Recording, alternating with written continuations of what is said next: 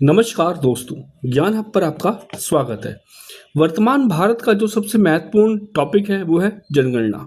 आपको पता होगा कि भारत की 16वीं जनगणना बहुत समय से पेंडिंग है। इसे 2011 के बाद 2021 में होना था, परंतु ये नहीं हो पाई क्योंकि कोविड काल चल रहा था। और अब जाके इसका जो कार्यक्रम है दोबारा शुरू हो रहा है और 2026-27 में ये पूरा होगा। ठीक है, तो इसी संदर्भ में हमारा जो टॉपिक है भारत की जनगणना एक समग्र विश्लेषण बहुत ही महत्वपूर्ण हो जाता है। इस टॉपिक में हम आपको भारत की 16वीं जनगणना और उससे संबंधित महत्वपूर्ण तथ्य, भारत की जनगणना के अन्य महत्वपूर्ण तथ्य, 2011 और 2021 की जनगणना में जो अंतर होने वाला है उसके बारे में बताएंगे। परिसीमन आयोग और महिला आरक्षण का जनगणना से क्या संबंध है, इन सबकी विशिष्ट और विशेष चर्चा हम करेंगे विस्तार के साथ। क्योंकि जनगणना राष्ट्र के विकास का डीएनए होता है, क्योंकि इसी के ऊपर आप देखेंगे कि राष्ट्र के कार्यक्रम चाहे विकास के हों या रक्षा को निर्भर करते हैं। यहाँ तक कि देश की जो सरकार है उसकी संरचना भी इसी पर निर्भर करती है। तो आइए शुरू करते हैं अपना विश्लेषण, जो कि बहुत ही महत्वपूर्ण है रक्षा के बिंदु से भी और सामान्य जानकारी के बिंदु से भी। देखिए, जनगणना केवल गिनती नहीं होती, ये राष्ट्र के योजना निर्माण का मुख्य आधार और विकास का ब्लूप्रिंट होता है। ठीक है, और इस संदर्भ में जो भारत की जनगणना हो रही है 16वीं जनगणना, ये दुनिया की सबसे बड़े शांतिपूर्ण प्रशासनिक प्रयासों में से या अभ्यासों में से एक है। क्योंकि इसमें आप देखेंगे 30 लाख से अधिक सरकारी कर्मचारी और शिक्षक भाग ले रहे हैं। इतनी तो जनसंख्या नहीं होती बहुत से देशों की जितने कर्मचारी भाग ले रहे हैं। और ये 30 लाख कर्मचारी अभी लगभग 140 करोड़ घरों में, भारतीयों के घरों में जाके डेटा का संग्रह करेंगे, जो अपने आप में एक अतुलनीय और एक महाअभियान ही है। आइए आगे बढ़ते हैं अपने इस टॉपिक में हम। तो देखिए, अगर हम जनगणना के विकास के जो मील के पत्थर है उनकी बात की जाए, यानी कि इसकी ऐतिहासिक यात्रा कैसी रही है, तो आप देखेंगे कि 1872 में सबसे पहले जनगणना आरंभ की जाती है और एक संक्षिप्त जनगणना थी। क्यों? क्योंकि ये पूरे भारत में जनगणना आयोजित नहीं की गई थी, इस समय कुछ विशिष्ट क्षेत्रों में ही की गई थी। और ये जनगणना थी पंचवर्षीय आधार पर की गई थी और इसकी शुरुआत की थी लॉर्ड मेयो ने। और ये क्या थी? आंशिक जनगणना थी। कब? 1872। इसके बाद 1886 एक महत्वपूर्ण वर्ष आता है और उसमें क्या होता है, पहली नियमित जनगणना का आयोजन किया जाता है। और इस समय जो इसके हमारे देश के शासक थे वो लॉर्ड रिपन थे और 10 साल का चक्र होता है, यहाँ से शुरू हो जाता है। यानी कि यहाँ से हर साल जो 10वां साल आएगा उसके बाद जनगणना करवाई जाती है। इस संदर्भ में अगर देखा जाए तो 1951 में स्वतंत्रता के बाद भारत की पहली जनगणना आयोजित की गई थी और एक पूर्ण जनगणना थी। ठीक है, ये सारे फैक्ट आपके लिए बहुत ही महत्वपूर्ण हैं। अगर आगे बढ़े इसमें हम, तो कुछ प्रशासनिक ढांचा और गोपनीयता के बारे में हमें पता होना चाहिए। आप देखेंगे कि जो भारत में जनगणना का आयोजन होता है वो पूरा कौन करवाता है? गृह मंत्रालय करवाता है और इसके अधीन होता है महारजिस्ट्रार एवं जनगणना आयुक्त। ये सारे मिलकर इस पूरे कार्यक्रम का आयोजन करते हैं। और ये जो आयोजन होता है उसका आधार क्या है? जनगणना अधिनियम 1948।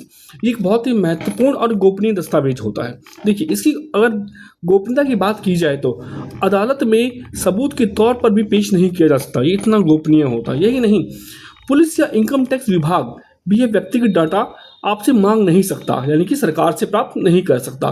तो ये इसी गोपनीयता को स्पष्ट करते हैं। अगर आगे बढ़े हम, तो एक बहुत ही रोचक तथ्य हमारी जनगणना में आता है, वो है आपका वर्ष 1921।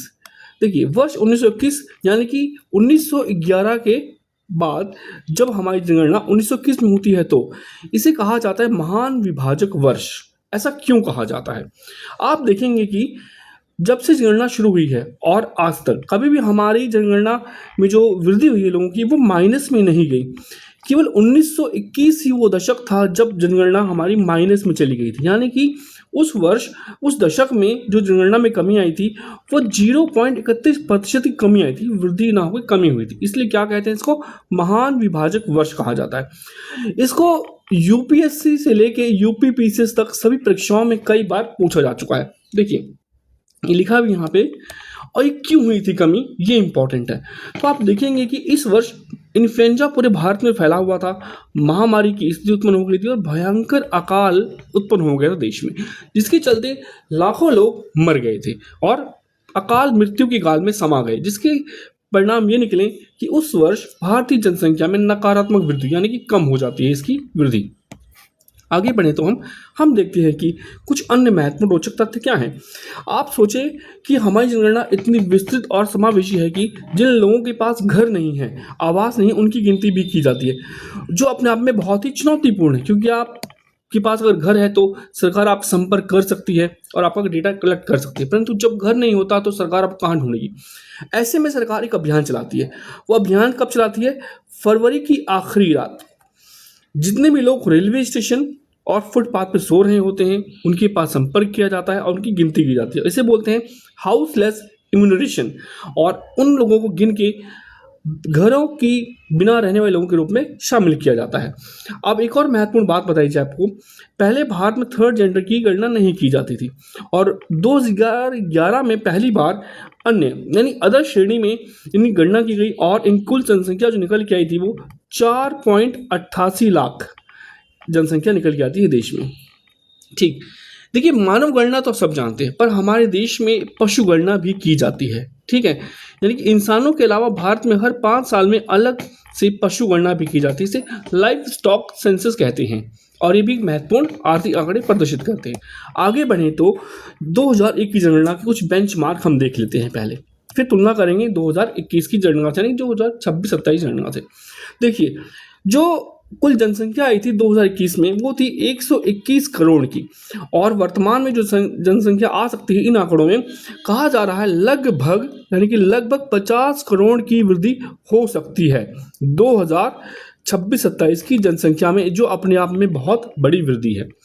और जो साक्षरता दर है वो आई थी 2011 में 74.04%, और ऐसा अनुमान लगाया जा रहा है कि ये बढ़ के लगभग 88% के आसपास पहुंच गई होगी।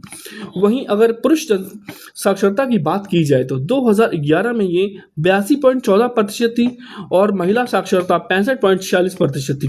इनमें भी लगभग 10 से 12% की वृद्धि निश्चित रूप से जताई जा रही है। ठीक, अगर लिंगानुपात की बात की जाए तो 2011 में ये 943 लिंगानुपात था।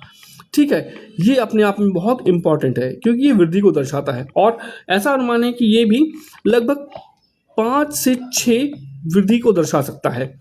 और जनघनत्व की बात करें तो 982 और 382 था प्रति वर्ग किलोमीटर, और वर्तमान में ये हो सकता है 400 क्रॉस कर गया हो या उससे भी कहीं ज़्यादा हो सकता है।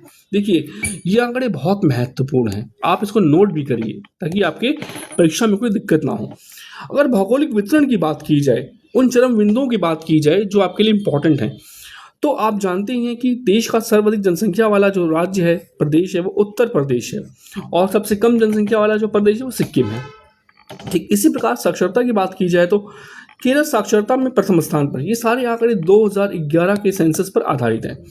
और सर्वाधिक या न्यूनतम आबादी वाले जिले की बात की जाए तो ठाणे महाराष्ट्र है और दिबांग घाटी अरुणाचल प्रदेश सबसे कम वाला है और ठाणे सर्वाधिक जनसंख्या वाला जिला है। अगर हम आगे बढ़े अपनी इस महत्वपूर्ण वीडियो में, तो अब आती है वो चीज़ें जो आपके लिए अति महत्वपूर्ण हैं। यहाँ से आपका मुख्य परीक्षा से लेकर प्रारंभिक परीक्षा में प्रश्न आ सकता है, आप परीक्षा कोई भी क्यों ना दे रहे हो, चाहे वो यूपीएससी का हो, यूपीपीसीएस हो, यूपीट्रिपलएससी हो, या किसी अदर स्टेट की पीसीएस हो, एसएससी हो, रेलवे हो, कोई भी एग्जाम क्यों ना हो, सभी के लिए बहुत ही महत्वपूर्ण है। देखिए, जो 16वीं जनगणना है, यहाँ से आपके लिए कई प्रश्न बनते हैं। अगर हम 16वीं जनगणना की बात करें तो